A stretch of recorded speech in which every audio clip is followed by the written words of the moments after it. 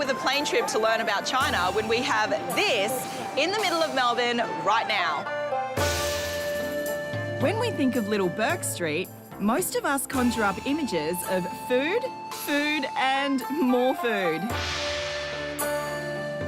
But scratch the surface and you'll discover Chinatown has many more ingredients. Lee, this is the gateway to Chinatown. It's called Facing Heaven Archway, and it's the replica of the gate into Nanjing. Fantastic. It is fantastic. A good way to enter Chinatown. It is. Celebrity chef Elizabeth Chong is also known as the Empress of Chinatown.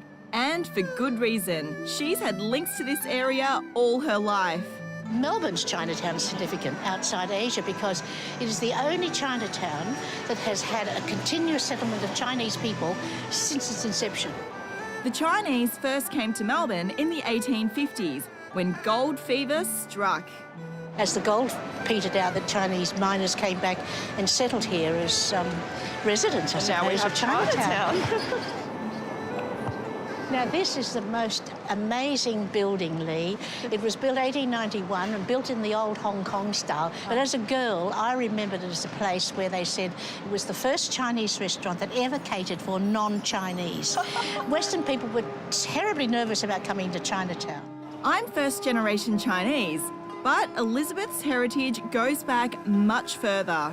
Well, my grandfather came out first for the goldfields, 1853, and my father was actually Australian-born, and I'm a direct descendant of those very first goldfield days, you know. So You're part of history. I am historic, yes. And that's not Elizabeth's only claim to fame. In the 1940s, her father created an Australian icon. He noticed how Australians loved the dim sim that you could buy, you know, in little cafes, and so he created Australia's first machine to make the dim sims. So you still make them though, don't you? I do. Can you teach me how to make them? Of course I will, of course I will. And Chinatown's popular shark fin house is an ideal place for me to learn this family recipe. Come on, there's your little paddle. Off we go. Off we go. A blend of pork, mushrooms, prawns and spring onions is packed into skins.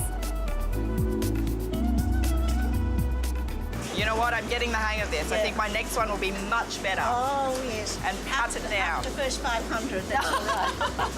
Oh, come on. 15 minutes in the steamer and job's done. Oh, they look gorgeous. Well, let's dig in.